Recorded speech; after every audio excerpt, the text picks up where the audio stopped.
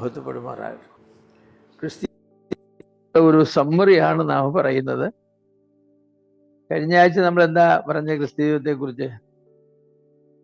ക്രിസ്ത്യ ജീവിതം ദൈവത്തിന് സമർപ്പിക്കുന്ന ഒരാരാധന ജീവിതമാണ്. രണ്ടാമത് പറഞ്ഞത് ക്രിസ്ത്യ ജീവിതം ഒരു വ്യതിരിക്ത ജീവിതമാണ്, വേർപാടിൻ്റെ ജീവിതമാണ്. മറ്റുള്ളവരുടെ ജീവിതത്തിൽ നിന്നും വളരെ വ്യക്തമായ വ്യത്യാസങ്ങളുള്ള ഒരു ജീവിതമാണ്, ഒരു രൂപാന്തര ജീവിതമാണ്, മനസ്സ് പുതുക്കി രൂപാന്തരപ്പെട്ട ഒരു ജീവിതമാണ്. ഇപ്പോൾ ക്രിസ്ത്യ ജീവിതം നയിക്കുന്ന ആളുകളുടെ ചിന്തയും അവരുടെ വൈകാരിക പ്രകടനങ്ങളും അവർ തീരുമാനമെടുക്കുന്നതും ഒക്കെ അല്ലാത്തവരിൽ നിന്നും വളരെ വളരെ വ്യത്യാസപ്പെട്ടാണ്. എട്ടാമത് പറയാൻ ആഗ്രഹിക്കുന്നത് ക്രിസ്ത്യ ജീവിതം ഒരു വിവേചന ജീവിതമാണ്. വിവേചനം കാണിക്കരുതെന്ന് പറയും, പക്ഷെ വിവേചനം കാണിക്കണം എന്ന് പറയുന്ന ഒരു ജീവിതമാണ് ക്രിസ്ത്യ ജീവിതം എന്ന് പറയുന്നത്. റോമാലേഖനം 9-ാം അധ്യായത്തിൽ പറയുന്നത് തീയതിനെ വെറുത്ത് നല്ലതിനോട് പറ്റിച്ചേരുക, അതല്ലേ വിവേചനം എന്ന് പറയുന്നത്. ഒന്നിനെ വെറുക്കുക, ഒന്നിനെ നമ്മൾ സ്നേഹിക്കുക. അപ്പൊ തീയതിനെ വെറുക്കണം, നല്ലതിനോട് പറ്റിച്ചേരണം. അപ്പൊ തീയതിനെ വെറുത്ത് നല്ലതിനോട് പറ്റിച്ചേരണമെങ്കിൽ ആദ്യം ചെയ്യേണ്ടത് എന്താണ്? തീയതെന്താണ്, നല്ലതെന്താണ് എന്ന് നാം തിരിച്ചറിയണം. എനിക്ക് തോന്നുന്നു ഒത്തിരി വിശ്വാസികൾക്ക് ഈ തിരിച്ചറിവില്ല, തീയത ഏതാണ് നല്ലത് ഏതാണ്. അവരെ പല കാര്യങ്ങളിൽ ചെന്ന് ചാടും, പല കാര്യങ്ങൾ അവർ ചെയ്യും, പലരുമായിട്ട് ഒരു ഫ്രണ്ട്ഷിപ്പ് കൂടും. തീയതും നല്ലതൊന്നും അവർക്കറിയില്ല. ഞാൻ ഈ കഴിഞ്ഞ കാലങ്ങളിലൊക്കെ ആളുകളെ എങ്ങനെ ശ്രദ്ധിക്കാറുണ്ട്, ഏതാണ് നല്ലത് ഏതാണ് തീയത എന്നൊക്കെ അറിയാത്ത ഒരുപാട് ആളുകളുണ്ട്. വിശ്വാസികൾ എന്നും, സത്യക്രിസ്ത്യാനികൾക്ക് എന്നും ഒരു വിവേചനമുണ്ട്. അവരൊരു കാര്യം കണ്ടാൽ പുറമേയുള്ള കാഴ്ച കൊണ്ട് മാത്രമല്ല അതിനെ വിവേചിക്കുന്നത്, അതിൻ്റെ ഇൻഹറൻ്റ് ആയിട്ടുള്ള ക്വാളിറ്റി, അന്തർജനികമായിരിക്കുന്ന അതിൻ്റെ സ്വഭാവം എന്താണെന്ന് മനസ്സിലാക്കി, ദൈവവചനം അതേക്കുറിച്ച് എന്ത് പറയുന്നു എന്ന് മനസ്സിലാക്കി അതിൻ്റെ അടിസ്ഥാനത്തിലാണ് വിവേചനം കാട്ടുന്നത്. വിവേചനം കാട്ടാത്ത ഒരുപാട് വിശ്വാസികളുണ്ട്, സങ്കടകരമാണ്. അവർക്കറിയില്ല നല്ലതേതാ തീയതേതാ. അവരെ മച്യൂറായിട്ടുള്ള ആളുകളല്ല, പിള്ളേരെ പോലെയാണ്. കൊച്ചു പിള്ളേർക്ക് അറിയില്ലല്ലോ ഏതാ നല്ലത് ഏതാ തീയതെന്ന്. 1 വയസ്സ് 2 വയസ്സ് 3 വയസ്സൊക്കെ ഉള്ള കുഞ്ഞുങ്ങളുടെ കയ്യിൽ നമ്മൾ മുട്ടായി ആണെന്നും പറഞ്ഞാൽ ഒരു കടലാസ് കൊടുത്താൽ അത് പൊളിച്ചതിൽ ഇരിക്കുന്ന എന്താണെന്ന് അവരെടുത്ത് വായിലിട്ടുന്നത്.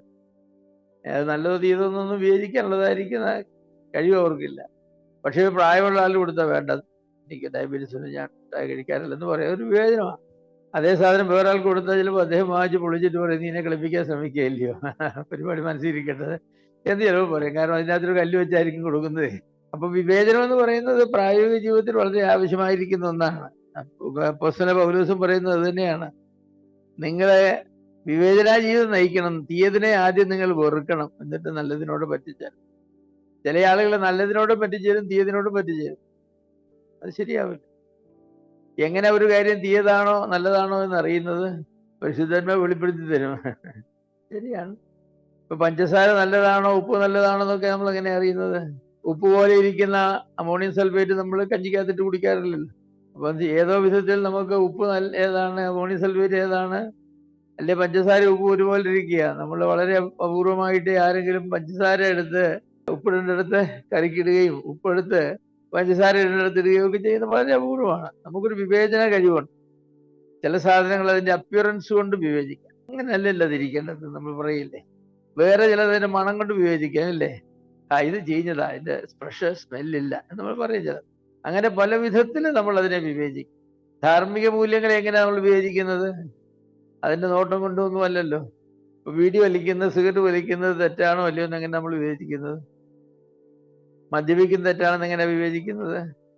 ഭൂരിപക്ഷം നോക്കിയാണോ? കൂടുതൽ ആളുകൾ മദ്യപിക്കുന്നവരാണോ അല്ലയോ നോക്കിയാണോ നല്ലതാണോ അല്ലയോ? നല്ലത് അങ്ങനെയല്ലല്ലോ. പിന്നെ എങ്ങനെയാ?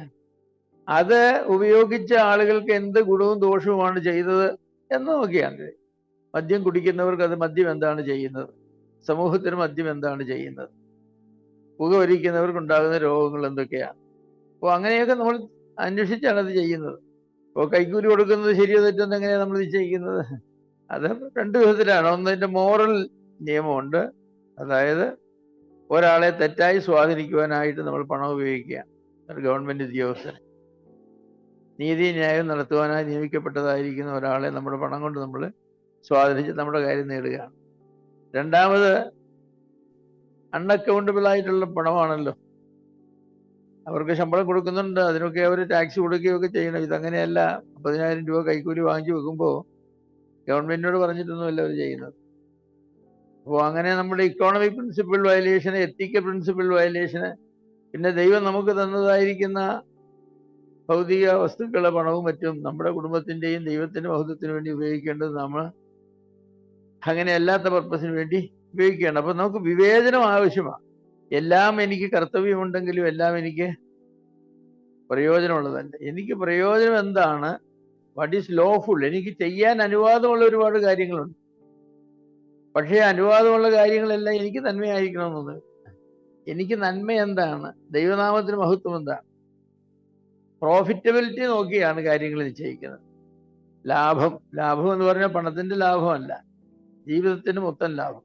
അത് ഏത് പ്രവൃത്തികൾക്കാണുള്ളത് എന്ന് നോക്കിയാണ് നാം ചിന്തിക്കുന്നത്. അപ്പോൾ അങ്ങനെ ഒരു വിവേചനം നമ്മുടെ ജീവിതത്തിൽ ഉണ്ടാകേണ്ടത് ആവശ്യമാണ് ഒരുപാട് കാര്യങ്ങളിൽ. പക്ഷേ ആ വിവേചനം ഇന്നത്തെ ആളുകൾക്ക് വളരെ കുറവാണ്, പ്രത്യേകിച്ച് ചെറുപ്പക്കാർക്ക് കുറവാണ്. മാർക്കറ്റ് വരുന്ന ഏത് ഫാഷനും നമ്മുടെ ചെറുപ്പക്കാർ ഉപയോഗിക്കുന്നതായിട്ട് ഞാൻ കണ്ടു. സിനിമാ സ്റ്റാർസ് തലയിൽ കാണിക്കുന്ന ഏത് വൃത്തികേടുകളും ആ ഫാഷൻ എന്തൊക്കെയാണ് അതൊക്കെ നമ്മുടെ പിള്ളേരുടെ തലയിലും കാണും. അപ്പോൾ അങ്ങനെ നമ്മുടെ പിള്ളേരുടെ തല ബാർബർക്ക് എക്സ്പെരിമെന്റ് നടത്താനുള്ള തലയാണോ? ഞാൻ അന്നും എന്നും ഒരുപോലെ മുടിവെട്ടാൻ പറ്റുന്നത്. നമുക്ക് അങ്ങോട്ടും ഇല്ല ഇങ്ങോട്ടും ഇല്ല. ഇത്രയും മുടിവെട്ട് ഫാഷൻസ് ഒക്കെ മാറിയെങ്കിലും ഒന്ന് പരീക്ഷിക്കാമെന്ന് എനിക്കൊരിക്കലും തോന്നിയില്ല. പക്ഷെ ആളുകളൊക്കെ ചെയ്യുന്നു, വിദ്യാഭ്യാസമുള്ള ആളുകളുടെ ചെയ്യുന്നു. പല കാര്യങ്ങളും, ചില കാര്യങ്ങളൊക്കെ ഇന്നസെന്റ് ആണെന്ന് തോന്നുന്നു, പക്ഷെ അത്രത്തോളം ഇന്നസെന്റ് അല്ല. കാരണം അതിലൊക്കെ വളരെയധികം തിന്മ തങ്ങിയിരിപ്പുണ്ട്. ചില ഞാൻ പറഞ്ഞ ലോഫുള്ളാണ്, പ്രോഫിറ്റബിൾ അല്ല. അങ്ങനെയുള്ള ഒരുപാട് കാര്യങ്ങൾ ഈ ലോകത്ത് നമുക്കുണ്ട്. നമ്മളതൊക്കെ സൂക്ഷിച്ചു വേണം. ആഹാരം കഴിക്കുന്ന കാര്യത്തിലായാലും വസ്ത്രം ധരിക്കുന്ന കാര്യത്തിലായാലും മാർക്കറ്റ് വരുന്ന ഏത് ഫാഷനും നമ്മുടെ പെൺകുട്ടികളെ നമുക്ക് ധരിപ്പിക്കാൻ ഒക്കുമോ? നമുക്ക് ധരിപ്പിക്കാൻ ഒക്കില്ല.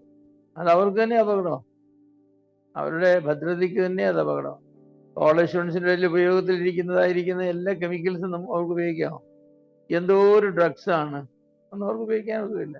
അപ്പോ നല്ലതും തീയതും തിരിച്ചറിയാനുള്ളതായിരിക്കുന്ന ഒരു കഴിവ് നമുക്ക് വേണം. അതൊരു മോറൽ സെലക്ഷൻ ആണ്, basically a moral ethical selection. ധാർമ്മികമായിരിക്കുന്ന ഒരു തിരിച്ചറിവാണ്. ഒരു കാര്യം ധാർമ്മികമായി ശരിയാണോ, ആരോഗ്യകരമായ എൻ്റെ ആരോഗ്യത്തിന് നല്ലതാണോ, എൻ്റെ കുടുംബത്തിൻ്റെ സന്തോഷത്തിന് നല്ലതാണോ, എൻ്റെ സഭയുടെ സാക്ഷ്യത്തിന് നല്ലതാണോ, ഇതൊക്കെ ഞാൻ അറിഞ്ഞു വേണം കാര്യങ്ങൾ ചെയ്യാൻ. അങ്ങനെ അറിയാതെ കാര്യങ്ങൾ ചെയ്താലേ അങ്ങനെ നമുക്ക് ശരിയാവില്ല, പലപ്പോഴും നമുക്ക് ശരിയാവില്ല. 9ാമത്തെ പറയാനായിട്ട് കഴിയുന്നത് 12ാം അധ്യായത്തിന്റെ 10ാം വാക്യമാണ്. ആ വാക്യത്തിൽ പറയുന്നത് എന്താണ്?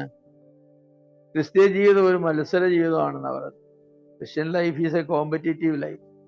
തമ്മിൽ മത്സരിക്കുന്ന ഒരു ഒളിമ്പിക്സ് ഗെയിം പോലെയാണ് ക്രിസ്ത്യ ജീവിതം. പക്ഷേ നമ്മൾ മത്സരിക്കുന്ന വിഷയത്തിൽ വ്യത്യാസമുണ്ട്. മത്സരിക്കുന്ന ഏത് വിഷയത്തിലാ? ബഹുമാനിക്കുന്നതിൽ അന്യോന്യം മുന്നിട്ട് കൊള്ളുക.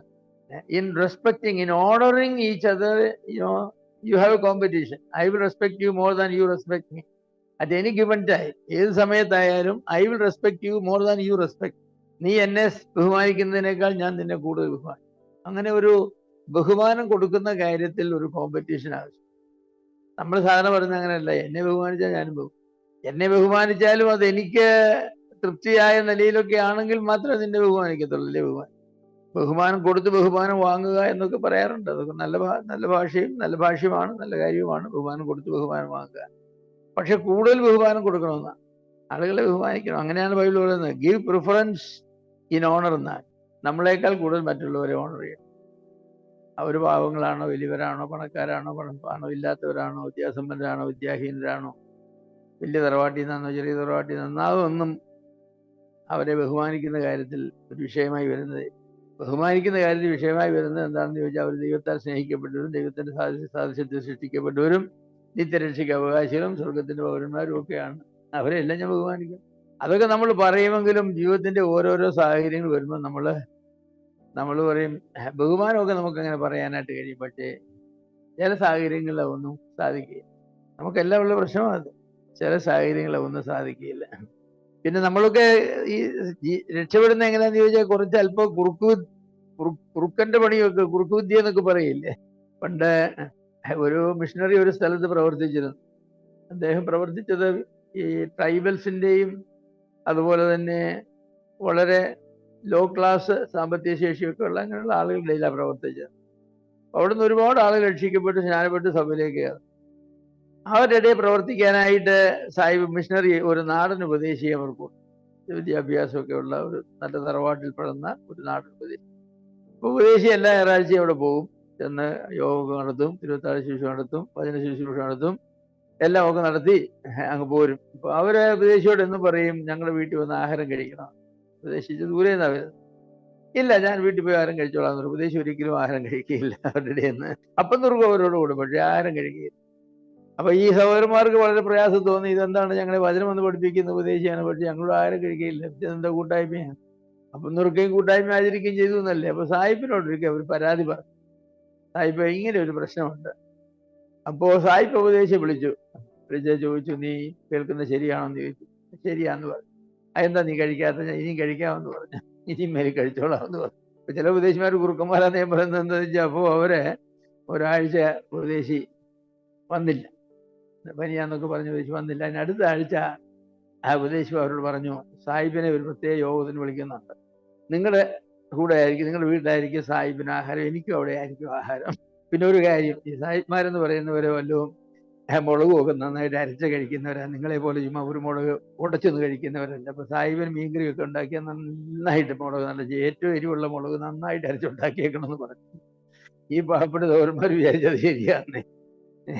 അവര് അവിടെ കുറച്ച് കാന്തകാരി, നല്ല പഴുത്ത കാന്തകാരി തന്നെ അരച്ച് സാഹിബിന് മീൻകറിയൊക്കെ ഉണ്ടാക്കി വെച്ചു. സാഹിബും ഉപദേശം കൊണ്ടിരുന്നു. സാഹിബ് ശലം ചോറിലോട്ട് ഒഴിച്ചു. സാഹിബ് ഇന്നസെന്റ് ആയിട്ട് കഴിച്ചു. സാഹിബ് ആ കണ്ണിൽ കൂടെ മൂക്കിൽ കൂടെ എല്ലാം ഒഴുകുന്നു. അപ്പൊ ഉപദേശി ഇങ്ങനെ തൊടുന്നില്ല, ഉപദേശി ഇങ്ങനെ ഇളക്കിയൊക്കെ ഇങ്ങനെ ഇരിക്കുന്ന ഒരു വാ പോലും കൊണ്ടുവന്നിട്ടില്ല. സാഹിബിനോട് ചോദിച്ചു, എന്താ സാഹിബ് എന്ത് പറ്റിയെന്ന് ചോദിച്ചു. സാഹിബ് പറഞ്ഞു, നീ ഇത് കഴിക്കണ്ട, ചത്തുപോന്ന് പറഞ്ഞു. അപ്പൊ പറഞ്ഞു, സാഹിബ് ഞാൻ ഇതുകൊണ്ടാണ് ഇവിടുന്ന് കഴിക്കാത്തതല്ല, വേറെ പ്രശ്നമൊന്നും ഉണ്ടായിട്ടില്ല, നീ ഇനി മേലെ കഴിക്കണ്ടെന്ന് പറഞ്ഞു. അപ്പോ നമ്മുടെ ആളുകൾക്ക് മിടുക്കന്മാരാ, കഴിക്കാതിരിക്കാനുള്ളതായിരിക്കുന്ന പണിയൊക്കെ അവർക്ക് ഒപ്പിക്കാനായിട്ട് അറിയാം. അങ്ങനെയല്ല ഗീവ് പ്രിഫറൻസ് ടു പറഞ്ഞത്. സാഹിബ് എന്നിട്ട് അവരോട് ചോദിച്ചു, ഇതിന്റെ അകത്ത് എന്താ കായ അരച്ച് ചേർത്തിരിക്കുന്നു ചോദിച്ചു. അവരവരുടെ വീടിന്റെ പുറകിൽ ചെന്നപ്പോൾ ഒരു 50 മൂട് കാന്താരിക്കൊല്ല ഇത്ര ഉയരത്തിൽ നിന്ന് തഴച്ച് നിൽക്കുന്ന നിറച്ച് കായ്, ഇത് പൂവായിട്ട് നിൽക്കിയ കായും പൂവായിട്ട്. സാഹിബ് അതങ്ങോട്ട് പിഴുതു കൂട്ടിയിട്ട് പറഞ്ഞു, ഈ ചെടി മരമായി തീരുന്ന കാലത്ത് എന്തായിരിക്കും ഇതിന്റെ അവസ്ഥ. അങ്ങനെയല്ല നമ്മൾ മറ്റുള്ളവരെ പ്രിഫർ ചെയ്യുന്നത്. ഇപ്പോൾ CSIക്കാരൊക്കെ പണ്ട് കല്യാണം നടത്തുന്ന കാലത്ത് പറയുമായിരുന്നു, ഭർത്താവക്കാർ പറയുമെന്ന് എനിക്കറിയില്ല, ബ്രദർക്കാരൊന്നും പറഞ്ഞ് ഞാൻ കേട്ടിട്ടില്ല, നമ്മുടെ ഇടയിലും പറഞ്ഞു കേട്ടില്ല, നീ ഉണ്ടില്ലേലും അവളെ ഊട്ടിക്കണം, നീ ഉടുത്തില്ലേലും അവളെ ഉടുപ്പിക്കണമെന്നൊക്കെ പറയുമായിരുന്നു. നമ്മുടെ ഇടയിലും അങ്ങനെ പറയാറില്ല. വേറെ സുഖത്തിലും ദുഃഖത്തിലും കഷ്ടത്തിലും അവയെ ദാരിദ്ര്യത്തിലും എല്ലാം ഒരുമിച്ച് വസിക്കുന്നതാണെന്ന് പറയുന്നല്ലാതെ നീ ഉണ്ടില്ലെങ്കിലും അവളെ ഊട്ടിക്കണമെന്ന്, നീ ഉടുത്തില്ലെങ്കിലും അവളെ ഉടുപ്പിക്കണമെന്നില്ല. CSIക്കാരുടെ കല്യാണത്തിന് അങ്ങനെ പറയുന്ന, പഴയ CMSകാരുടെ ഒരു കല്യാണത്തിന് അങ്ങനെ പറയുന്നത് അത് നല്ല കാര്യം. അതാ ഈ പ്രിഫറൻസ് എന്ന് പറഞ്ഞാൽ, ഞാൻ കഴിച്ചില്ലെങ്കിലും എൻ്റെ ഭാര്യ കഴിക്കണം, ഞാൻ ഉടുത്തില്ലെങ്കിലും എൻ്റെ ഭാര്യ ഉടുക്കണം.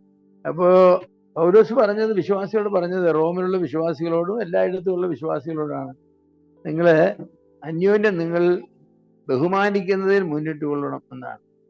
ഇത് മാത്രമല്ല, സഭയിലെ ബഹുമാനം കിട്ടുന്നതായിരിക്കുന്ന ഒരു ജോലി ചെയ്യാനായിട്ടൊരു അവസരം ചെന്നാൽ, എല്ലാവരും ബഹുമാനിക്കുന്ന ഒരു കാര്യം ചെയ്യാനൊരു അവസരം വന്നാൽ, നാം അത് ഏറ്റെടുക്കുന്നതിന് പകരം നാം ആവോളം അത് മറ്റുള്ളവർക്ക് കൊടുക്കണം. എന്ന് പറയാൻ നമ്മുടെ ഉത്തരവാദിത്വം മാറ്റി കൊടുക്കണമെന്നല്ല, നമ്മുടെ ഉത്തരവാദിത്വം മാറ്റി കൊടുക്കാനെന്നല്ല. പിന്നെ കൊടുക്കുമ്പോൾ ജോലി അത് ചെയ്യാനുള്ളതായിരിക്കുന്ന കഴിവും യോഗ്യതയൊക്കെ അവർക്ക് വേണം, എങ്കിലും അവർക്ക് ആവോളം കൊടുക്കണം. അങ്ങനെ പല സാഹചര്യങ്ങൾ വരും. സഭയ്ക്ക് മറ്റുള്ളവർക്കിടെ മുൻപിൽ ബഹുമാനം കിട്ടുന്ന എന്തെങ്കിലും സാഹചര്യങ്ങളോ സ്ഥാനമോ ഒക്കെ വരുമ്പോൾ, അത് ഞാൻ ചെയ്തോളാം, ഞാൻ പൊക്കോളാം, ഞാൻ പറഞ്ഞോളാം എന്നുള്ളതിനൊക്കെ കൂടുതൽ സൗരം പൊക്കാട്ടെ, സൗരം പറഞ്ഞാട്ടെ, സൗരം ചെയ്താട്ടെ എന്ന് പറയുന്ന ഒരു മനോഭാവമാണ് വേണ്ടത്. അങ്ങനെയല്ല. ഞാൻ പലപ്പോഴും വിശ്വാസികളെ അങ്ങനെയൊന്നുമില്ല കണ്ടു. അവരുടെ താല്പര്യം സംരക്ഷിക്കണം എന്നുള്ളതിൽ അവർ വളരെ ശ്രമിക്കും. അവരുടെ താല്പര്യത്തിന് വിപരീതമായ ഒരു കാര്യം ഇനി മുഴുവൻ സഭയും പറഞ്ഞാലും അവർ സമ്മതിക്കുകയില്ല. അവർ പറയുന്ന പോലെ കാര്യങ്ങൾ പോകും. അത് ക്രിസ്ത്യ ജീവിതത്തിൽ നാം കാണിക്കേണ്ട മത്സര മനോഭാവമല്ല. ക്രിസ്ത്യ ജീവിതത്തിൽ നാം കാണിക്കേണ്ട മത്സര മനോഭാവം എന്ന് പറയുന്നത് ബഹുമാനിക്കുന്നതിനാണ്, ഗിവിങ് ഓണർ, പ്രിഫറൻസ് കൊടുക്കുന്ന കാര്യം. നാം ആരേക്കാൾ കൂടുതൽ ബഹുമാനിക്കണം എന്നുള്ളതാണ്. അപ്പൊ ഇതൊക്കെ നമ്മുടെയൊക്കെ ഇടയിൽ വളരെ, ഞാൻ വിചാരിക്കുന്നു, വേണ്ടതുപോലെ നടപ്പാക്കുന്ന ഒരു കാര്യമല്ല. 10ാമത്, പൗലോസ് അപ്പോസ്തലൻ ക്രിസ്ത്യ ജീവിതത്തെക്കുറിച്ച് എടുത്തു പറയുന്നത് 11-ാമത്തെ വാക്യത്തിലാണ്. എന്താ അവിടെ പറയുന്നത്? ക്രിസ്ത്യ ജീവൻ ഒരു സേവന ജീവിതമാണ്. It's A serving life, serving the Lord. ആത്മാവിൽ എരിവുള്ളവരായി കർത്താവിനെ സേവിക്കുക. ഇതൊരു സേവന ജീവിതമാണ്. കർത്താവിന് വേണ്ടി ചെയ്യുമ്പോൾ പോലും നമുക്ക് ആ സേവന മനോഭാവം ഉണ്ടോ എന്ന് എനിക്കറിയില്ല. ഒരു സ്ലൈവാണ് ഞാൻ, കർത്താവിൻ്റെ ഒരു അടിമയാണ് എന്ന് വിചാരിച്ചുകൊണ്ട് കർത്താവിന് ഇഷ്ടമുള്ള കാര്യങ്ങൾ ഞാൻ ചെയ്യണം. അപ്പോൾ ഞാനും ആദരണീയനും ബഹുമാനീയനുമാണ്, ഇത് കർത്താവിന് വേണ്ടി ഞാൻ ചെയ്യുന്നു, അതിന് കർത്താവ് എന്നെ ബഹുമാനിക്കാതിരിക്കുകയില്ല. അങ്ങനെ ഒരു മനോഭാവത്തിലാണ് പലപ്പോഴും നമ്മൾ ചെയ്യുന്നത്. അപ്പോൾ serving the Lord, fervent in spirit എന്നാണ് അതിന്, ആത്മാവിലുള്ള ഒരു ഉത്സാഹം. അത് വളരെ പ്രധാനപ്പെട്ടതാണ്. എരിവുള്ളവരായി എന്നാണ് മലയാളത്തിൽ ഫെർവെന്റ് എന്നുള്ളതിന്. എരിവുള്ളവരായി നല്ലതാണ്. എരിവുകാരൻ എന്നൊക്കെ പറയില്ല, എന്ന് പറഞ്ഞ ഉന്മേഷമുള്ളവൻ, ഉച്ചിരുള്ളവൻ എന്നൊക്കെ പറയും. അപ്പോൾ ആത്മാവിൽ എരിവുള്ളവരായിട്ട് വേണം. പ്രയോഗം നല്ലതല്ലെങ്കിൽ ഇങ്ങനെ പറയാറുണ്ട്, ചത്തേ ചണഞ്ഞ് എന്ന മറ്റുള്ള ജീവിതം എന്ന് പറയും. അങ്ങനെ ഒരു കാര്യവും കർത്താവിന് വേണ്ടി ചെയ്യരുത്. എന്ത് ചെയ്താലും നല്ല ഉത്സാഹമായിട്ട് ചെയ്യണം. ഒരു പാട്ട് പാടിയാലും പ്രസംഗിച്ചാലും ഈ ഒരു ചായ ഇട്ട് കൊടുത്താലും, ആരെങ്കിലും വീട്ടിൽ വന്നാൽ അവർ കർത്താവ് വീട്ടിൽ വന്നാൽ നിങ്ങൾ എങ്ങനെ ഒരു ചായ ആയിരിക്കും കൊടുക്കുന്നത്, അതേ ചായ തന്നെ വരുന്നവർക്ക് മനസ്സിൽ കൊടുക്കും. കർത്താവ് നിങ്ങളുടെ വീട്ടിൽ വന്നാൽ നിങ്ങൾ എങ്ങനെയാണ് സൽക്കരിക്കുന്നത്, അതുപോലെ വേണം കർത്താവിൻ്റെ ദാസന്മാരെ സൽക്കരിക്കാൻ. അങ്ങനെ പ്രവാചകൻ എന്ന് വെച്ച് പ്രവാചകന്റെ നാമത്തിൽ വരുന്നവനെ സ്വീകരിക്കുന്നതിന് പ്രവാചകന്റെ പ്രതിഫലം കിട്ടും. കർത്താവ് തന്നെ പറഞ്ഞില്ലേ, ഞാൻ വിശന്നവനായിരുന്നു, എനിക്ക് ആഹാരം തന്നില്ല, ഞാൻ നഗ്നനായിരുന്നു, എന്നെ ഉടുപ്പിച്ചില്ല, ഞാൻ ചെയ്യില്ലായിരുന്നു. അപ്പൊ നാം കർത്താവിന് കൊടുക്കുന്നത് എങ്ങനെയാണെന്ന് ചോദിച്ചാൽ മറ്റുള്ളവർക്ക് കൊടുക്കുന്നത് കൊണ്ടാണ്. കർത്താവിന് കൊടുക്കുന്നത് പോലെ മറ്റുള്ളവർക്ക് കൊടുക്കുമ്പോഴേ ഉള്ളൂ.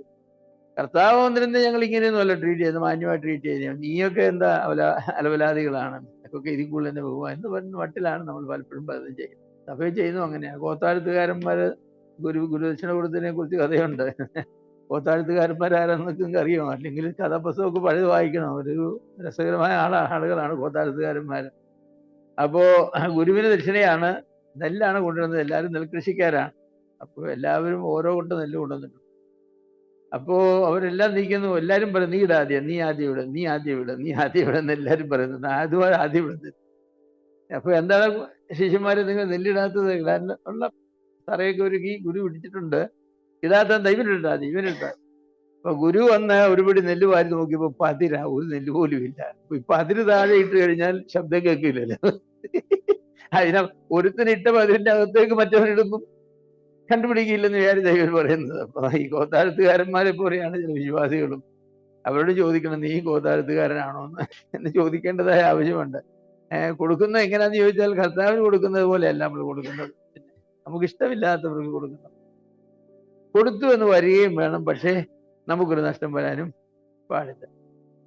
എല്ലാ നന്മയിലും ഓഹരി കൊടുക്കാനല്ലേ ഗലാത്യലേഖനത്തിൽ പറഞ്ഞിരിക്കുന്നത്, നിങ്ങളെ പഠിപ്പിക്കുന്നവർക്ക് എല്ലാ നന്മയിലും. അപ്പൊ ഈ നന്മയെന്ന് പറഞ്ഞ പതിര് നന്മയാണോ? പതിര് നന്മയായിട്ടല്ല നിങ്ങൾ കൂട്ടുന്നത്. ഈ വർഷത്തെ കൊയ്ത്തപ്പോ മുഴുവൻ നെല്ലും പതിരായിപ്പോയെന്ന് പറഞ്ഞാൽ, അയ്യോ ദൈവം ഞങ്ങളെ എന്തോരം അനുഗ്രഹിച്ചെന്ന് പറയുവാൻ. അപ്പൊ പതിരിന് ശബ്ദം കൊടുക്കണ്ട, നന്മയ്ക്ക് കൊടുത്താൽ മതി. നിങ്ങൾക്ക് ഭാരമായിരിക്കുന്ന വെട്ടുതേങ്ങായിക്കും പതിരിനും ഇങ്ങനെ നമുക്ക് വേണ്ടാത്ത ഒത്തിരി കാര്യങ്ങളുണ്ടല്ലോ, അതിനൊന്നും കർത്താവിന് ദശാംശം കൊടുക്കണ്ട. ഈ ഗുരുവായൂരൊക്കെ ഓണത്തിന് ഭഗവാന് കൊല സമർപ്പിക്കും. ആ കൊല എങ്ങനെയുള്ള കൊലയാണെന്നറിയാം? അമ്പലത്തിൽ കൊടുക്കാനുള്ള കൊലകൾ ഇങ്ങനെ തൂക്കിയിരിക്കുന്നത് കണ്ടിട്ടുണ്ട്. അതൊരു 7 പടലയും കാണും, ഒരു 65-70 കായും കാണും. ഭയങ്കര കായ്കൾ, അതിന്റെ കൂമ്പോലും വെട്ടുമില്ല. അങ്ങനെ ഏതായാലും നിലത്തിന്ന് മുട്ടത്തേക്കണോ അതെങ്കിലും വരും. അത് ഏറ്റവും ബെസ്റ്റ് കൊലയാണ് അവർ കൊണ്ടുപോയി ഭഗവാന് കൊടുക്കുന്നത്. ഞാൻ വിചാരിക്കുന്നു ചില വിശ്വാസികളാണെങ്കിൽ ഭഗവാന് കൊടുക്കാനാ, ഞങ്ങളുടെ സഭയ്ക്ക് കൊടുക്കാനാ, അത് ഒരു വലിയ ഒരു ചെറിയ ഒരുമാതിരി ഇടത്തരം കായൊക്കെ ഉള്ളത്, നല്ല അത്ര നല്ലതൊന്നും. അതെ, അങ്ങനെ നമ്മൾ വാങ്ങാറുള്ളൂ. അങ്ങനെയല്ല പൗലോസ് പറഞ്ഞ, അങ്ങനെയല്ല. ആത്മാവിൽ എരിവുള്ളവരായി കർത്താവിനെ സേവിക്കാനാ പറഞ്ഞത്. ക്രിസ്ത്യ ജീവനം ഒരു സേവന ജീവിതമാണ്. Serving in the spirit, serving to the Lord, fervent in the spirit. Every word is so meaningful, വളരെ മീനിങ് ഫുൾ ആണ്. കർത്താവിനെ കൊടുക്കുന്നവരായിട്ട് കൊടുക്കണം. ചില ആളുകൾ അങ്ങനെ കൊടുക്കുന്നവരാണ്. അങ്ങനെ കൊടുക്കുന്നവരെ ദൈവം അനുഗ്രഹിക്കാമെന്നാണ് പറഞ്ഞിരിക്കുന്നത്. അവരെ പറഞ്ഞ അവർ വിതയ്ക്കുന്നത് പോലെ തന്നെ കൊയ്യാമെന്നാണ്. അതെ, വിതയും കൊയ്ത്തും എപ്പോഴും ആനുപാതികമാണ്. ദൈവത്തിന് ബെസ്റ്റ് കൊടുത്താൽ ദൈവം നമുക്ക് ബെസ്റ്റ് തരും. പക്ഷെ പലപ്പോഴും പലർക്കും കൊടുക്കുന്നില്ല. ഒഴിവാക്കാനുള്ള ശ്രമങ്ങളെല്ലാം അങ്ങനെ ചെയ്യും. അതിൻ്റെ ദോഷം ഉണ്ട്. ചില സമുദായങ്ങൾ തന്നെ കൊടുക്കാനായിട്ട് അറിയുന്ന ആണ്. മാർത്തോമാക്കാര് സുവിശേഷ പേരയ്ക്ക് വേണ്ടി ധാരാളം കൊടുക്കുന്നവരാണെന്നുള്ളത് കേരളത്തിലെ ഇന്ത്യയിൽ പ്രസിദ്ധമാണ്. അപ്പൊ അങ്ങനെ പറയാറുണ്ട്, മാർത്തോമാക്കാരെ പോലെ കൊടുക്കണമെന്ന്. കത്തോലിക്കനെ പോലെയുള്ള ഭക്തിയും മർത്തോമാക്കാരനെ പോലെ കൊടുക്കുന്നവരും, അന്നത്തെ കാലത്ത് പറയും നമ്മളൊന്നും ഇല്ലല്ലോ, ബ്രദൻകാരെ പോലെയുള്ള വേദപരിജ്ഞാനവും പെന്തക്കോസുകാരെ പോലെ ഉള്ളതായിരിക്കുന്ന ഒരു അവർ പറയുന്ന ആത്മാവും പെന്തക്കോസുകാരൻ്റെ ആത്മാവും ഇതെല്ലാം കൂടെ ചേർന്നാണ് കൊടുക്കേണ്ടത്. ഞാൻ വിചാരിക്കുക ലോക്കൽ ചർച്ചുകാരെ കുറിച്ച് അതിൻ്റെ അകത്ത് എന്തെങ്കിലും പറയാൻ കാണുമോ? നെഗറ്റീവ്സ് പറയും, സഭയിൽ നിന്ന് ഉറങ്ങുന്നവരാകരുത്, പിന്നെ ഒരുപാട് കാര്യങ്ങൾ പറയാം. വേണ്ട, എരിവുള്ളവരായി കർത്താവിനെ സേവിക്കണം, അതൊരു നല്ലതാണ്. ചില ആളുകൾ കർത്താവിന് വേണ്ടി വല്ലതുമൊക്കെ ചെയ്യുന്നത് കണ്ടാൽ തന്നെ നമുക്കും അതെ. ചില ആളുകൾ എന്തെങ്കിലും കഴിക്കുന്നിടത്ത് ചെന്നാൽ അവൻ്റെ ആ മുഖത്ത് നോക്കിയാൽ എടാ ഒരു ബൈറ്റ് എനിക്കൂടെ തരാമോ എന്ന് ചോദിക്കാൻ തോന്നും. ഒരു ബൈറ്റ് എനിക്ക്, കാരണം അവൻ്റെ മുഖത്തെ ആ ഒരു സന്തോഷവും അല്ലേ ആ തിന്നുന്നതിന്, എടാ എനിക്കൂടെ ഒരു ബൈറ്റ് തരാം. വേറെ ചില ആളുകൾ നല്ല ലോകത്ത് ഏറ്റവും നല്ല ബിരിയാണി വയ്ക്കാൻ നിന്ന് കണ്ടാൽ എഴുന്നേറ്റ് പോകും. ചുമ്മാ മറ്റുള്ള അടുത്തുള്ള ആർക്കും മുഷിപ്പിൽ ഉണ്ടാക്കാത്ത, നിനക്ക് വേണ്ട നീ എഴുന്നേറ്റ് പോകും. ഇങ്ങനെ അത് തിന്നുന്നത് മുഖം കാണിച്ച് ആപ്പാട് കഴിച്ചേ. നമ്മുടെ ക്രിസ്ത്യ ജീവിതം നോക്കി അതുപോലെ. ആ ക്രിസ്ത്യ ജീവിതം കണ്ടാല് എന്ന് പറയാൻ നമ്മുടെ ഇടയിലേക്ക് ഒരാൾ വന്നാൽ അവൻ മറ്റേതെങ്കിലും സ്ഥലത്തു നിന്ന് വരുന്നിടത്ത് വളരെ ആത്മീയ ഉണർവും ഒക്കെ ഉള്ളവനായിരുന്നെങ്കിൽ ഇവിടെ വന്നു കഴിഞ്ഞാൽ ഐസിന്റെ അകത്ത് ഫ്രീസറിന്റെ അകത്ത് നിന്ന് എടുത്തവനെ പോലെയാകും. വളരെ താമസിയാതെ യാതൊരു ആത്മീയ ഉത്സാഹവും ഇല്ലാതെ, ഒരു ഉന്മേഷവും ഇല്ലാതെ. കാരണം ഇവിടെ ഉള്ളവർക്കില്ലല്ലോ.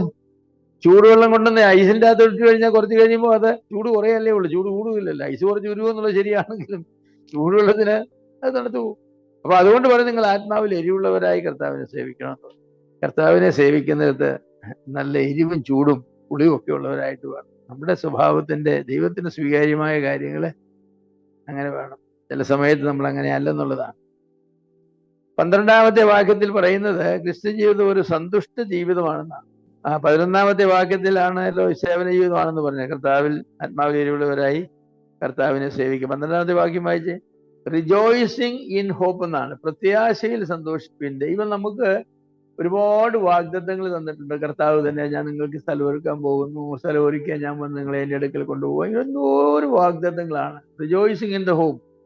അപ്പോ ആ വാഗ്ദത്തങ്ങളെയൊക്കെ ഇങ്ങനെ നോക്കിയിരുന്ന് ഒരു ചെറിയ ചിരിയൊക്കെ ഇരുന്ന് അല്ലേ, നമ്മുടെ കുടിലിന്റെ വരാന്തയിലാന്നേലും അവിടെ ഇരുന്നൊരു ഭയങ്കര ചിരിയൊക്കെ, റോഡിലൊപ്പം എന്തുവാണോ ചിരിക്കുന്നത്? അല്ല, ഞാൻ താമസിക്കാൻ പോകുന്ന വലിയ കൊട്ടാരത്തെ പറ്റി ഓർത്ത് ചിരിച്ചു പോയതാണ്. എവിടെ കൊട്ടാരം? ഇയാൾക്ക് കൊട്ടാരം? ഊവ, എന്റെ കൊട്ടാരം പണിയുന്ന ആരാന്നറിയാമോ? എന്റെ കൊട്ടാരം പണിയുന്ന കർത്താവാണ്. ഞാൻ നിങ്ങൾക്ക് വേണ്ടി ഭവനം ഒരുക്കം പോയിരിക്കുന്നതാണ്. അപ്പൊ അതൊക്കെ ഓർത്ത ചിരി വരികയില്ലേ? അതാണ് ഈ കർത്താവിൽ സന്തോഷിക്കുക എന്ന് പറഞ്ഞാൽ. നമ്മുടെ ജീവിതത്തിന്റെ പ്രശ്നങ്ങൾ ഇങ്ങനെ കൂടി വരുമ്പോൾ അവിടെ നമുക്കൊരു സന്തോഷം. എന്താണ്? ഇതെല്ലാം കർത്താവ് അങ്ങ് മാറ്റും. ശിഷ്യന്മാരെ ഗലീല കടലിൽ കൂടെ അക്കരയ്ക്ക് പോകാനായിട്ട് കർത്താവ് പറഞ്ഞു. അവർ പോയി ഏകദേശം കടലിന്റെ മധ്യത്തിലായപ്പോൾ, കടലിലെ കായലിന്റെ മധ്യത്തിലായപ്പോൾ എന്താണ്, കായലൊന്നും പറയാനൊക്കെ ഇല്ല, ലേക്ക് എന്താണ്? തടാകം. കാരണം ശുദ്ധമുള്ള തടാകമാണ്. കായലെന്ന് പറയുന്നത് ഉപ്പുവെള്ളമല്ലേ. അപ്പോ അതിന് നടുക്കായപ്പോ ഭയങ്കര ഓളവും ഭയങ്കര തിരമാലയും എല്ലാം കൂടെ ആയപ്പോൾ മുങ്ങുമെന്ന് തീർച്ചയാക്കി 12 നീന്തൽ വിദഗ്ധന്മാരാണ്. കാരണം ഈ ഗലീലെ വെള്ളത്തിൽ ഇറങ്ങി മുങ്ങി മീൻ പിടിക്കുന്ന വള്ളത്തിൽ എപ്പോഴും പോകുന്ന ആളുകളാണ്. അവർക്ക് തോന്നി ഈ പ്രാവശ്യം തീർന്നു തന്നെ. എന്നിട്ട് അവർ പോയി കർത്താവിനെ വിളിച്ചുണർത്തി എന്നുള്ളതാണ്. എന്താ അവർ വിളിച്ചുണർത്തിയത്? കർത്താവ് ഉണർന്നില്ലെങ്കിൽ കർത്താവ് മുങ്ങി പോകുന്ന വിചാരിച്ചല്ല. അതവർക്കറിയാം കർത്താവ് എങ്ങനെ വെള്ളത്തിൽ വീണാലും എങ്ങനെ രക്ഷപ്പെടും. പക്ഷെ നമ്മുടെ ഗതി തീർന്നത് തന്നെ. ഗലീലക്കടലിന്റെ മധ്യത്തിൽ വന്ന് അവിടെ നമ്മൾ വീണ് കഴിഞ്ഞാൽ വെള്ളം മുങ്ങിയാൽ നമ്മളും പോയത് തന്നെ. അതുകൊണ്ട് കർത്താവെ, ഞങ്ങൾ നശിക്കുന്നതിൽ നിനക്ക് വിചാരമില്ലെന്ന് ചോദിച്ചു. ഞങ്ങൾ നശിക്കുന്നേ കർത്താവെ, നീ ഇങ്ങനെ ഉറങ്ങിയ ചത്തുവോ കർത്താവ് വെള്ളത്തിൽ മുങ്ങി എന്നവർ അതേക്കുറിച്ച് അവർ ചിന്തിച്ചതേ ഇല്ല. എങ്കിലും അവർ കർത്താവിന്റെ അടുക്കൽ ചെന്നു എന്നുള്ളതാണ്. കർത്താവ് കടലിനെ ശാന്തമാക്കി എന്നാണ്. ഓളങ്ങളെല്ലാം നിന്നു. കർത്താവ് കൈയൊന്ന് കാണിച്ചുള്ളൂ. രാജവമ്പാല പത്തി താഴ്ത്തുന്ന പോലെ പത്തിയും താഴ്ത്തി ചെറിയ നീങ്ങാനായിട്ട് തുടങ്ങി. അവർ അതിശയിച്ചു പോയി. ഇവരെങ്ങനെയുള്ളവൻ? കടലിനോടും ശാന്തമാകാൻ പറഞ്ഞ ശാന്തമാകും, ഭൂതങ്ങളോട് പുറത്തു പോകാൻ പറഞ്ഞ പുറത്തു പോകും അല്ലേ? അതെ അതെ അതെ. അതാണ് ജോയ്ഫുൾ ലൈഫ്. നമ്മൾ സന്തോഷിക്കുന്നത് എങ്ങനെയാണെന്ന് ചോദിച്ചാൽ ഈ കാര്യങ്ങൾ ആരുടെ കൺട്രോളിലാണെന്ന് അങ്ങോട്ട് മനസ്സിലാക്കുമ്പോഴാണ് ഭയങ്കര സന്തോഷം വരും. ചില സമയത്ത് നമ്മളിത് മനസ്സിലാക്കുമ്പോൾ മനസ്സിലാക്കാൻ നമുക്ക് പ്രയാസമാണ്. കാര്യങ്ങൾ കർത്താവിന്റെ കയ്യിലാണെന്ന്. കാരണം കർത്താവിന്റെ കയ്യിലാണെങ്കിൽ ഇങ്ങനെ ഒരു അപകടം വരുമോ എന്നുള്ളതാണ് നമ്മുടെ ചോദ്യം. ഡ്രൈവിംഗ് സീറ്റ് കർത്താവിനാണ് സ്റ്റിയറിംഗ് പിടിച്ചിരുന്നെങ്കിൽ ഇങ്ങനെ ഒരു അപകടം വരുമോ? ഇല്ല. അപ്പൊ കർത്താവിന്റെ കയ്യിൽ അല്ലല്ലോ കാര്യങ്ങൾ എന്നാ മനസ്സിലാക്കിയ കർത്താവ് നിനക്ക് കരുണയില്ല എന്ന് ചോദിച്ചു. പക്ഷേ കർത്താവിൽ സന്തോഷിക്കാൻ പഠിച്ചുള്ളവർ പറയും, എന്ത് പറയും? എന്തടിച്ചാലും എന്ത് പറ്റിയാലും ഇവിടെ കർത്താവിന്റെ കയ്യിലാണ്. കർത്താവാണ് കാര്യങ്ങൾ നിയന്ത്രിക്കുന്നത്. കർത്താവ് കാര്യങ്ങൾ നിയന്ത്രിക്കുന്നു എന്നുള്ളത് ഒരു വലിയ സന്തോഷമുള്ള കാര്യമാണ്. വളരെ സന്തോഷമുള്ള കാര്യം. ചില സമയത്ത് നമുക്ക് പരിചയമുള്ള ആളുകള് കാര്യം വന്ന് എടുത്താല് വളരെ രസമാണ്. ഞാൻ ഓർക്കുന്നുണ്ട്. എൻ്റെ ഒരു ഡ്രൈവറോട് എനിക്ക് പറഞ്ഞു, ഇതാ കുറച്ച് സഹോദരിമാരുണ്ടായിരുന്നു, അവർക്ക് ബസ് സ്റ്റാൻഡ് വരെ പോകണമായിരുന്നു. ബസ് സ്റ്റാൻഡ് ഒരു 2 കിലോമീറ്റർ 1.5 കിലോമീറ്റർ ആയില്ലേ, അവരെ ബസ് സ്റ്റാൻഡ് വരെ ഒന്ന് വിടാൻ. ഇവൻ ബസ് സ്റ്റാൻഡിൽ പോയി വിട്ടിട്ട് തിരിച്ചു വരുമ്പോൾ, വലിയ പരിചയമുള്ള ഡ്രൈവറൊന്നും അല്ലായിരുന്നു. തിരിച്ചു വരുമ്പോൾ അവൻ ശ്രദ്ധിച്ചില്ല, ഒരു ബൈക്കിനെ കയറി അങ്ങ് ഇടിച്ചു. അവനൊന്ന് ബൈക്ക് ഓടിച്ചൊന്നും പറ്റിയില്ല, ബൈക്ക് തകർന്നങ്ങ് ശരിയായി. അപ്പോൾ ഇവൻ എന്നെ വിളിച്ചിട്ട് വളരെ വിഷമത്തെ പറഞ്ഞു, അച്ചായ ഒരു അപകടം പറ്റി. ഞാൻ ചോദിച്ചു ആരുടെ കുറ്റമാണ്? അത് അവരുടെ കുറ്റമാണ്, അവർ വന്നിരിക്കുകയായിരുന്നു പറഞ്ഞു. അപ്പോൾ ഞാൻ ഏതായാലും ചെന്നപ്പോൾ ഞാൻ ചോദിച്ചു, അല്ല അവർ ചെന്നുടനെ തന്നെ അവർ പറഞ്ഞു വേറെ ബൈക്ക് വാങ്ങിച്ചു തരണം, ഒരു ബ്രാൻഡ് ന്യൂ ബൈക്കാ, വേറെ ബൈക്ക് വാങ്ങിച്ചു തരണം. അപ്പോൾ ഇവൻ അമ്മ വന്നിരിക്കുക എന്ന് പറഞ്ഞു. ഞാൻ പറഞ്ഞു നീ വന്ന് ഞങ്ങൾ വണ്ടി അടിച്ചിട്ട് ഞാൻ ബൈക്ക് വാങ്ങിച്ചു തരണമെന്ന് ചോദിച്ചു. അയ്യോ, അവിടെ നിന്ന് നാട്ടുകാരും അവിടെ കണ്ട എല്ലാവരും കൂടെ ഇളകി. സാറൊരു മാന്യനായ മനുഷ്യനാണെന്ന് വിചാരിച്ചു, നിങ്ങൾ ഡ്രൈവർ കയറി ഇടിച്ചിട്ട് നിങ്ങൾ പറയണം അവനെ അടിച്ചെന്ന പയ്യനല്ലേ, ഞങ്ങളൊക്കെ നോക്കി നിൽക്കുക എന്ന് പറഞ്ഞു. ഞാനും അങ്ങ് വളരെ മോശമായി. കാരണം എന്താ, ഇങ്ങനെ പറഞ്ഞു പോയല്ലോ. ഡ്രൈവർ പറഞ്ഞ് വിശ്വസിച്ചാൽ ഞാൻ പറഞ്ഞത്. വാസ്തവത്തിൽ ഡ്രൈവർ പഠിക്കുകയായിരുന്നു. പിന്നെ ഞാൻ അവനോട് ചോദിച്ചു ആരുടെ ഇടിച്ചെന്ന് ചോദിച്ചു. ഞാനാ എന്ന് ഇടിച്ചെന്ന് പറഞ്ഞു. പിന്നെ നീ എന്താ കള്ളം പറഞ്ഞ? അച്ഛനെ പേടിച്ചാ പറഞ്ഞെന്ന് പറഞ്ഞു. ഞാൻ പറഞ്ഞു നീ എന്നെ പേടിച്ച് കള്ളം പറഞ്ഞോണ്ട് എനിക്കല്ലേ പ്രശ്നം. ഞാൻ പറഞ്ഞു ഒത്തിരി ആളുകളുണ്ടായിരുന്നു, അവിടെ പറഞ്ഞു നിങ്ങൾ പോകുന്നു, നിങ്ങളുടെ ആരുടെയും അല്ലല്ലോ, വണ്ടിയല്ല ആരുടെയാണ്, ഒരു അദ്ദേഹത്തിൻ്റെ അല്ലേ, ഞാൻ തീർത്തുവാന്ന്. കുറേ അവൻ പറഞ്ഞു ഞാൻ എൻ്റെ അങ്കിളിനെ വിളിങ്ങൾ ടൗണിലെ ബിസിനസ്സുകാരനാണ്, എൻ്റെ അങ്കിളിനെ വിളിക്കാൻ പോകണം, അങ്കിൾ വന്ന് തീർക്കട്ടെന്ന് പറഞ്ഞു. വിരോധമില്ല, ആര് വന്നാലും നീതി ന്യായമായുള്ളത് ഞങ്ങൾ ചെയ്യും, ഞങ്ങൾ ഡ്രൈവർ വിളിച്ചാണ്. അങ്കിൾ വന്ന് എന്നെ കണ്ടു പറഞ്ഞു, അയ്യോ സാറായിരുന്നോ, എല്ലാവരും പൊക്കോളൂ, നീ പൊക്കോടാ എന്ന് പറഞ്ഞു. നമ്മളവരുടെ വീട്ടിലൊക്കെ പോയി വീടൊക്കെ ഒരു പ്രാവശ്യം പറഞ്ഞിട്ടും ഒക്കെ ഉണ്ട്. അതുകൊണ്ട് അവർക്ക് നല്ല പരിചയമാണ്, നമ്മളങ്ങനെ നീതികൾ ചെയ്യില്ലെന്നറിയാം. നമ്മൾ ഞങ്ങളുടെ പയ്യനാണ് ഇടിച്ചത്, പക്ഷെ അവൻ എന്നോട് കള്ളം പറഞ്ഞു വന്നിരിക്കുകയായിരുന്നു. അതുകൊണ്ട് ഞാൻ അങ്ങനെ ഒരു അവസ്ഥ വെച്ചാൽ ഒരു വാക്ക് പറഞ്ഞു, ക്ഷമിക്കണം, അതറിയാതെ പറഞ്ഞു പോയത്, അബദ്ധത്തിൽ പറഞ്ഞു പോയതാണ്, എന്താ ചെയ്യേണ്ടത് നിങ്ങൾ പറഞ്ഞേക്കാൻ പറഞ്ഞു. അത് ഞങ്ങൾ റിപ്പയർ ചെയ്യിക്കാം, റിപ്പയർ കൂലി സ്ഥലം കൊടുത്താൽ മതി, എപ്പോഴാണ് റിപ്പയർ ചെയ്ത് കഴിയുന്നപ്പോൾ ഞങ്ങൾ വിളിക്കാമെന്ന് പറഞ്ഞു. ശരി, അത് മതി പറഞ്ഞ് ഞങ്ങൾ പോരുകയും ചെയ്തു.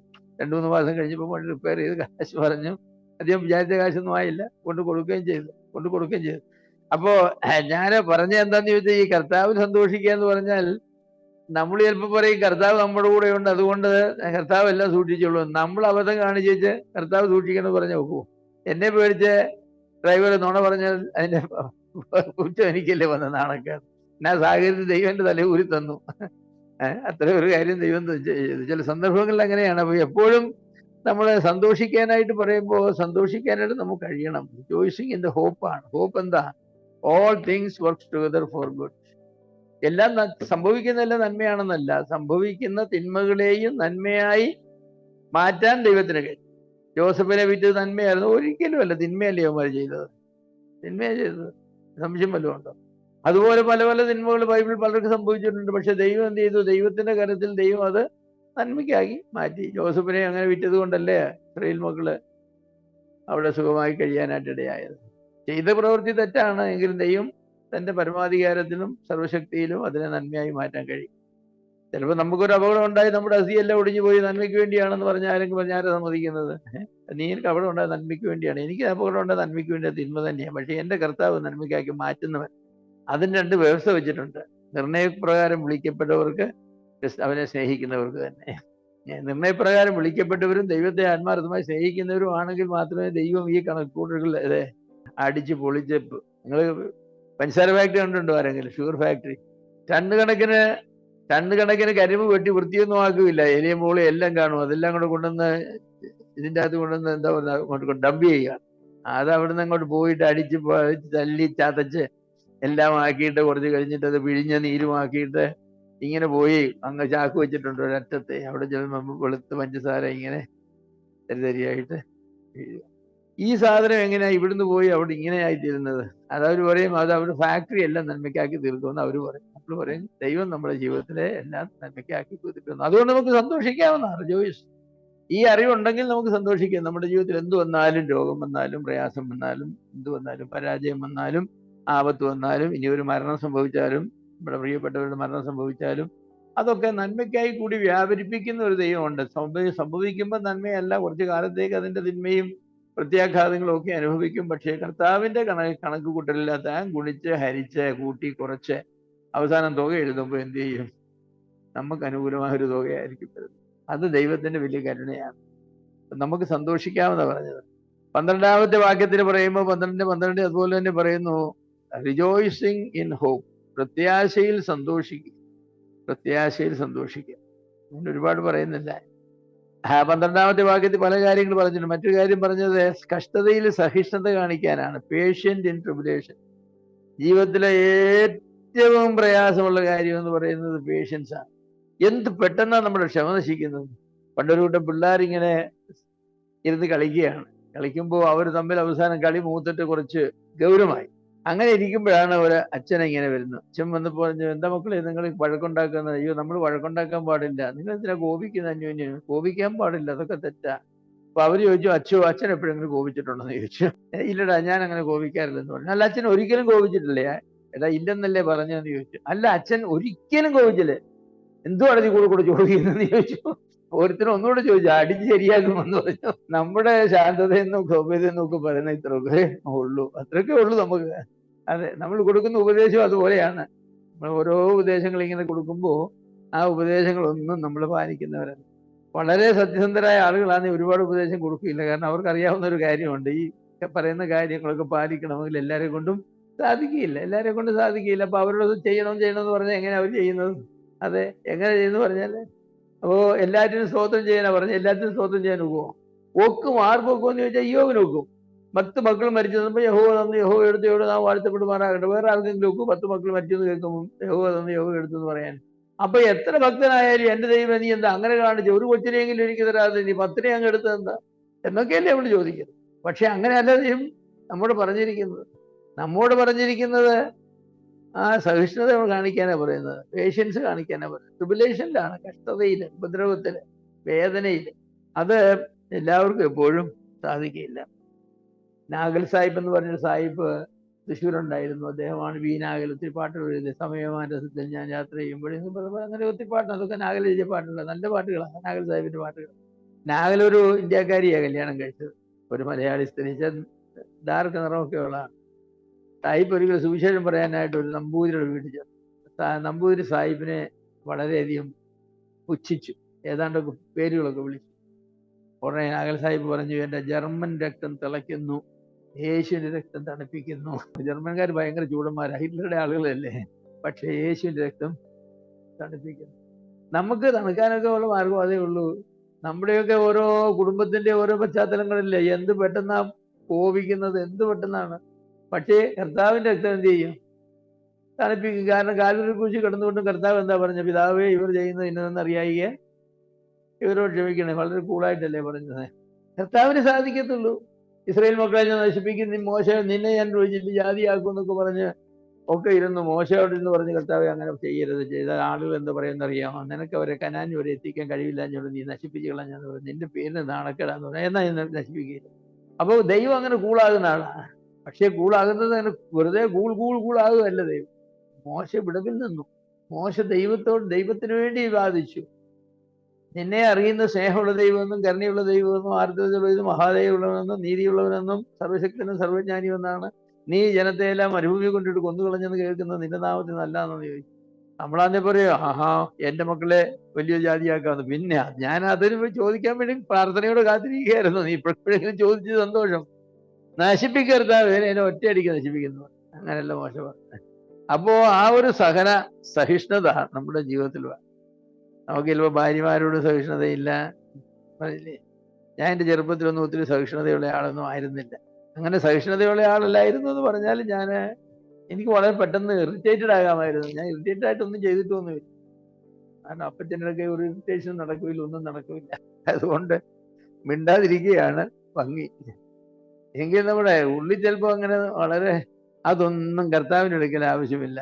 കർത്താവിന് ആവശ്യമുള്ളത് കഷ്ടതകളിലും ബുദ്ധിമുട്ടുകളിലും ഉപദ്രവങ്ങളിലും സഹിഷ്ണുത കാണിക്കാൻ കഴിയുന്നത്.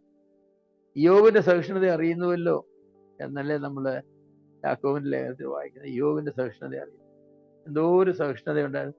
ആ 3 സ്നേഹിതന്മാർ വന്നിരുന്നു കുത്തിയ കുത്ത് ഓർക്കുമ്പോൾ എനിക്ക് തന്നെ ക്ഷയം വരും.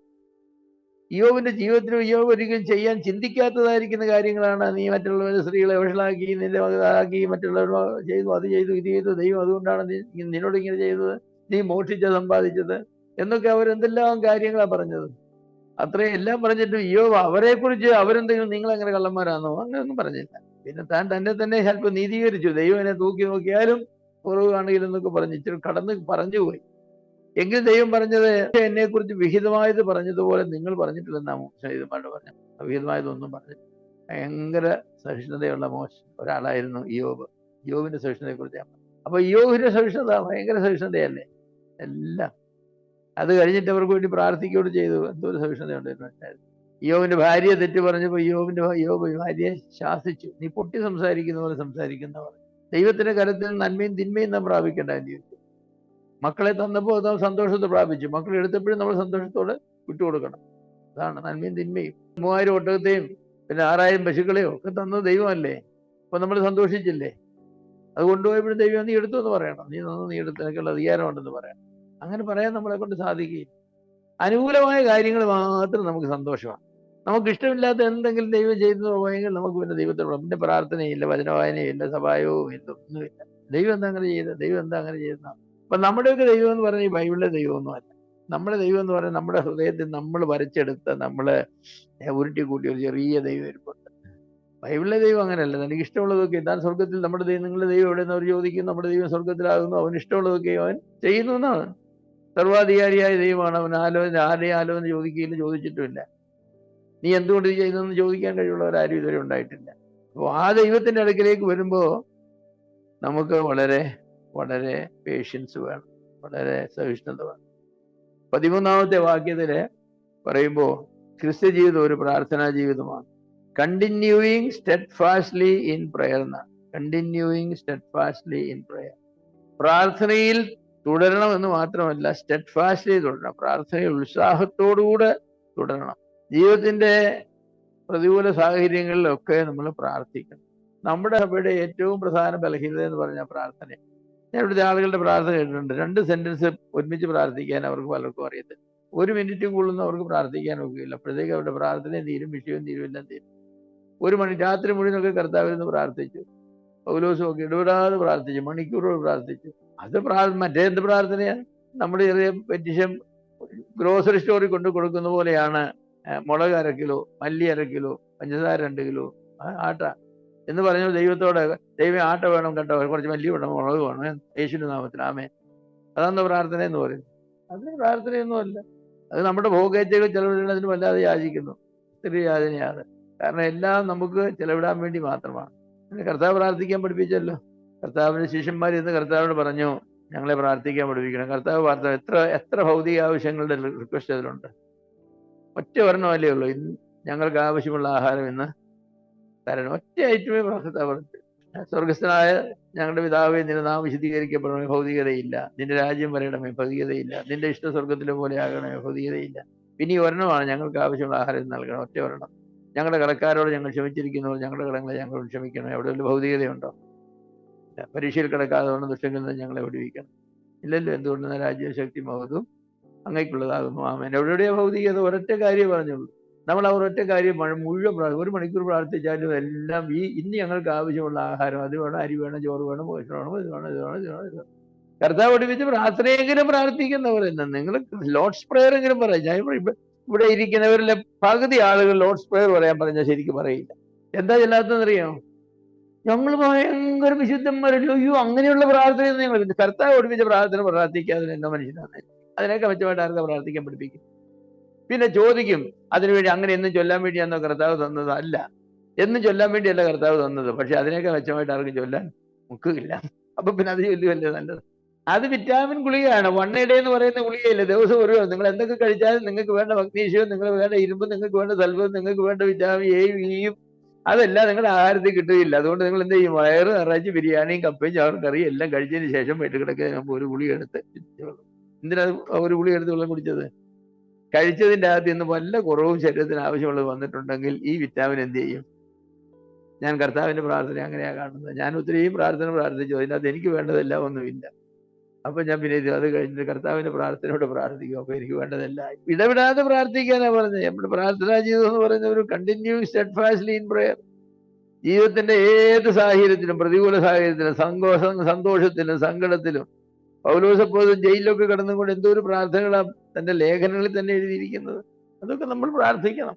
അപ്പോൾ കർത്താവ് പഠിപ്പിച്ച പ്രാർത്ഥനയൊക്കെ പ്രാർത്ഥിക്കണം എന്ന് പറയുന്ന ആളാണ് ഞാൻ. നമ്മളെല്ലാ ഞായറാഴ്ചയും കൂടി വരുമ്പോൾ പ്രാർത്ഥിക്കാൻ വേണ്ടി തന്നതല്ല, അതൊരു മോഡൽ പ്രയറാണ്. പക്ഷെ ആ മോഡൽ പ്രയർ നമ്മുടെ വ്യക്തി ജീവിതത്തിലെങ്കിലും ഇല്ലെങ്കിൽ പിന്നെ നമുക്ക് എന്താ ഉള്ളത്? നമ്മുടെ ഒരു പ്രാർത്ഥന പോലും കർത്താവ് പ്രാർത്ഥിച്ച പ്രാർത്ഥനയുടെ മോഡലിൽ പ്രാർത്ഥിക്കുന്ന പ്രാർത്ഥനയാണ്. നിന്റെ നാമം വിശുദ്ധീകരിക്കപ്പെടണമേ എന്ന ആദ്യത്തെ കാര്യത്തെക്കുറിച്ച് പോലും കർത്താവ് ഞങ്ങളുടെ മധ്യത്തിൽ നിന്റെ നാമം വിശദീകരിക്കപ്പെടണം. ഞങ്ങളുടെ കുഞ്ഞുങ്ങളുടെ ജീവിതത്തിൽ, അവരുടെ സംസാരത്തിൽ, ഞങ്ങളുടെ കൊടുക്കുവാങ്ങലുകളിൽ, ഞങ്ങളുടെ ഭാര്യാഭർത്തൃ ബന്ധങ്ങളിൽ, ഞങ്ങളുടെ അയൽബന്ധങ്ങളിൽ നിന്റെ നാമം വിശുദ്ധീകരിക്കപ്പെടണം. ഞങ്ങളുടെ ദൈവം നീയാണെന്നും ആ ദൈവം വിശുദ്ധനാണെന്നും എന്ന് മറ്റുള്ളവർ മനസ്സിലാകത്തേക്കൊണ്ടും പെരുമാറുവാനുള്ള കൃപ ഞങ്ങൾക്ക് തരണമേ. അതാണ് ആ പ്രാർത്ഥന കൊണ്ട് പ്രാർത്ഥിക്കേണ്ടത്. അതിന്റെ ഹെഡിങ് ആണത്. അതിൻ്റെ അകത്ത് അതെല്ലാം ഉണ്ട്. അതുപോലെ പ്രാർത്ഥിക്കുന്നുണ്ട്, നിന്റെ രാജ്യം വരണമേ. എന്താ രാജ്യം എന്ന് പോലും അറിയില്ല. എന്തോ ദൈവത്തിന്റെ രാജ്യം എന്ന് പറയാൻ എന്താന്ന് പോലും അറിയാൻ വയ്യാത്ത ഒത്തിരി ആളുകളുണ്ട്. പിന്നെ അങ്ങനെ ഓരോ പ്രാർത്ഥിക്കുന്നത്. പലരുടെയും മനസ്സിൽ ദൈവരാജ്യം എന്ന് പറഞ്ഞാൽ ഏതോ ഉമ്മാക്കനാന്ന് വിചാരിച്ചിരിക്കുന്നവരുണ്ട്. ദൈവരാജ്യം എന്നാൽ ദൈവത്തിന്റെ പരിപാടിയാണ്.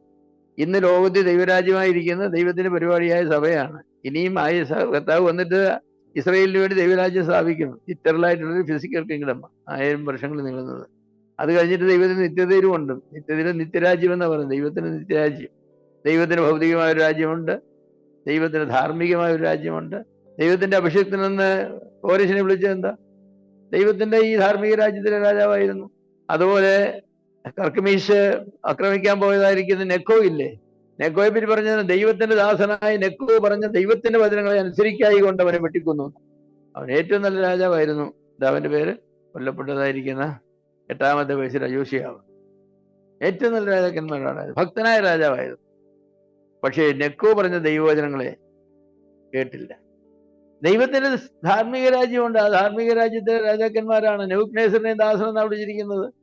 ഇസ്രായേൽ പാപം ചെയ്തപ്പോൾ ആ പാപത്തെ ശിക്ഷിക്കാനല്ലേ നെബൂഖദ്നേസർ ഇങ്ങോട്ട് വിട്ടത്. അതാണ് ദൈവത്തിന്റെ മോറൽ രാജ്യം എന്ന് പറഞ്ഞത്. ദൈവത്തിന്റെ മോറൽ രാജ്യത്തിൽ ചെയ്യാൻ പാടില്ലാത്തതായിരിക്കുന്ന അധാർമികതകൾ ഇസ്രായേൽ ചെയ്തപ്പോൾ നെബൂഖദ്നേസറിനെ പറഞ്ഞു, എന്റെ ദാസനായ നെബൂഖദ്നേസർ എഴുന്നേൽക്കുക, പട്ടാളവുമായി പോവുക, അവരെ മുഴുവൻ നശിപ്പിച്ച് വെട്ടിക്കൊന്നിട്ട് ചുറ്റുവരാം. അതുകൊണ്ടാണ് ഗവൺമെന്റുകളെ അനുസരിക്കണം എന്നൊക്കെ പറയുന്നത്. കാരണം ദൈവത്താൽ ഇല്ലാത്തൊരു അധികാരവുമില്ല. ദൈവം നമ്മളെ ശിക്ഷിക്കാനായിട്ട് പല മെത്തേഡുകൾ ചെയ്യും. പ്രകൃതിക്ഷോഭങ്ങൾ വരും, വൈൽഡ് ആനിമൽസ്, വന്യജീവികളെ അയക്കുമെന്ന് പറഞ്ഞു, കടന്നലിനെ അയക്കുമെന്ന് പറഞ്ഞു, സിംഹം നിങ്ങളുടെ ഇടയിൽ വരുമെന്ന് പറഞ്ഞു. ഇങ്ങനെ ഓരോന്ന് വരും. മാരകമായ രോഗങ്ങൾ നിങ്ങളുടെ ഇടയിൽ വരുമെന്ന് പറഞ്ഞു. പിന്നെ കർത്താവ് പറഞ്ഞു, അതിന്റെ ജാതികളെ, രാജാക്കന്മാരെയും ജാതികളെ നിങ്ങൾക്ക് നേരെ അയക്കും. അവർ നിങ്ങളെ വെട്ടിക്കൊല്ലുകയും നിങ്ങളുടെ സ്ത്രീകളെ ഉപദ്രവിക്കുകയും ഒക്കെ ചെയ്യുന്നു. മനുഷ്യൻ ചെയ്തു കൂട്ടുന്നതായിരിക്കുന്ന പാപങ്ങൾക്ക് ചെയ്ത് ശിക്ഷിക്കാതിരിക്കാൻ നോക്കുമോ? ഞാൻ ഈ ക്ലാസ് തുടങ്ങിയതിന് ശേഷം തന്നെ ഗർഭചിത്രം കൊണ്ട് എത്രായിരം കുഞ്ഞുങ്ങളെ ലോകത്ത് കൊന്നിരിക്കുന്നു, ഇന്നസെന്റ് ആയിട്ടുള്ള കുഞ്ഞുങ്ങളെ. അതേക്കുറിച്ച് ഒരു മനുഷ്യനൊന്നുമില്ലല്ലോ. ഒരു മണ്ണിടിഞ്ഞ ഒരാൾ ചത്തു കഴിഞ്ഞാൽ ദൈവം ഉണ്ടോ? ദൈവം അങ്ങനെ ഉണ്ടോ? അങ്ങനെ ചെയ്യുമോ? മനുഷ്യനുണ്ടോ ഇങ്ങനെ ആയിരക്കണക്കിന് കുഞ്ഞുങ്ങളെ കൊല്ലുവോ? വാദം തിരിച്ചു കൊടുക്കരുത്. ജീവനെ രക്ഷിക്കാനായിട്ട് ട്രെയിൻ ചെയ്ത് വിട്ടിരിക്കുന്ന ആളുകളാണ്. ഹിപ്പോക്രാറ്റസ് ഓത്ത് എന്ന് പറയുന്ന ഒരു ഓത്ത് അവരുണ്ട്, ഞങ്ങൾ ജീവനെ നശിപ്പിക്കുകയില്ല രക്ഷിക്കുകയുള്ളൂ എന്ന്. അതും എടുത്തേച്ചാണ് ഈ കശാപ്പെല്ലാം നടത്തുന്നത്. അപ്പൊ മനുഷ്യന് അവന്റെ പ്രാർത്ഥന ചെയ്ത് ശരിയാകാത്തതുകൊണ്ടാണ് നമ്മൾ പ്രാർത്ഥിക്കണം, ദൈവത്തോട് പ്രാർത്ഥിക്കണം. നമ്മളെപ്പോഴും നമ്മുടെ കുഞ്ഞുങ്ങളെ അനുഗ്രഹിക്കണേ, ആഹാരം തരണമേ, ജോലി തരണമേ, വെള്ളം തരണമേ, ഇങ്ങനെ തരണമേ, മേമേ എന്ന് പറഞ്ഞിരിക്കാതെ ദൈവത്തിന്റെ പരിപാടി, ദൈവരാജ്യം സംബന്ധിച്ചുള്ള കാര്യങ്ങൾ പ്രാർത്ഥിക്കുക. മണിക്കൂറുകൾ ഒരുമിച്ച് പ്രാർത്ഥിക്കാൻ പറ്റുന്നത് ദൈവരാജ്യത്തെക്കുറിച്ചുള്ള പ്രാർത്ഥന ഞാൻ കേൾക്കാറില്ല.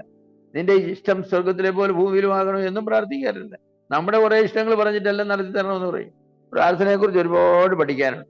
അങ്ങനെ പ്രാർത്ഥിക്കുന്നവരുടെ കൂടെ ഇരുന്ന് മണിക്കൂറുകളൊക്കെ പ്രാർത്ഥിക്കാമെങ്കിൽ പ്രാർത്ഥന പഠിക്കും. 13-ാമത്തെ വാക്യത്തിൽ വീണ്ടും പറയുന്നൊരു കാര്യമുണ്ട്, അതിസൽക്കാരം ആചരിക്കുകയും വിശുദ്ധന്മാരുടെ ആവശ്യങ്ങളിൽ കൂട്ടായ്മ കാണിക്കുകയും ചെയ്യും.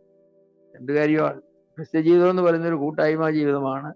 അതിഥികൾ എന്ന് പറഞ്ഞാൽ അപരിചിതർ എന്നാണ്. സെനോഫീലിയ എന്ന് പറഞ്ഞാൽ ഗ്രീക്ക് വാക്കിൽ അങ്ങനെയാണ്. അതിഥികൾ, അപരിചിതരായ ആളുകൾക്ക് നാം കാണിക്കുന്നതായിരിക്കുന്ന സ്നേഹമാണ് അതിസൽക്കാരം എന്ന് പറയുന്നത്. എനിക്ക് അടുത്ത് പരിചയമുള്ള നിങ്ങളെയൊക്കെ ഉണ്ട്, നിങ്ങളെ വിളിച്ച് വീട്ടിൽ ആഹാരം തന്നാൽ അതിസൽക്കാരം അല്ലെന്ന് പറയില്ല, അത് അതിസൽക്കാരമാണ്. എങ്കിലും അതിസൽക്കാരത്തിന്റെ ശരിയായ നിർവചനത്തിൽ അതങ്ങോട്ട് വരുന്നില്ല. അതൊരു കൂട്ടായ്മയാണ്, ക്രിസ്തീയ കൂട്ടായ്മയാണ്. അന്നത്തെ കാലത്ത് ഐറ്റിനറി പ്രീച്ചേഴ്സായിട്ട് അങ്ങനെ സഞ്ചാര പ്രസംഗങ്ങളായിട്ടൊക്കെ നടക്കുന്ന ആളുകളുണ്ടെന്ന്. ഹോട്ടലും ഒന്നും ഇന്നത്തെ പോലില്ല. അവർ എഫെസോസിൽ നിന്ന് യാത്ര തിരിച്ചാൽ അവർ കൊരിന്തിൽ ചെല്ലാൻ എടുക്കുന്ന സമയം ഒത്തിരി സമയമാണ്. അപ്പോൾ എഫെസോസിലെ ആളുകൾ അവിടെ 2 ആഴ്ച താമസിച്ചെങ്കിൽ അവിടെ ഉണ്ടായിരുന്നപ്പോഴത്തെ ചിലവെല്ലാം നടക്കുന്നത് മാത്രമല്ല, കൊരിന്തിൽ പട്ടണത്തിൽ ചെല്ലത്തക്കവണ്ണം ആവശ്യമായിരിക്കുന്ന എല്ലാ സാധനങ്ങളും പണവും അവർ കൊടുത്താണ്. അതാണ് സൽക്കാരം. 3 യോഹന്നാനിലതാ പറഞ്ഞ, ജാതികളിൽ നിന്ന് അവരൊന്നും പറഞ്ഞാൽ എന്തെങ്കിലുമൊക്കെ വന്നിരിക്കുന്നത് കൊടുക്കണമെന്ന് പറഞ്ഞു, ക്രിസ്ത്യൻ യോഗ്യമായ നിലയിൽ. അതിസൽക്കാരം എന്നൊക്കെ പറയുന്നത് വലിയ കാര്യങ്ങളാണ്.